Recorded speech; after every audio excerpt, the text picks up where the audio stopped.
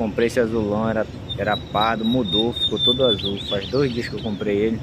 Fui dar uma volta com ele no mato para ver se tinha fibra e parece que o bicho é bom. Acredito que vai dar bom aí na próxima temporada de 2026.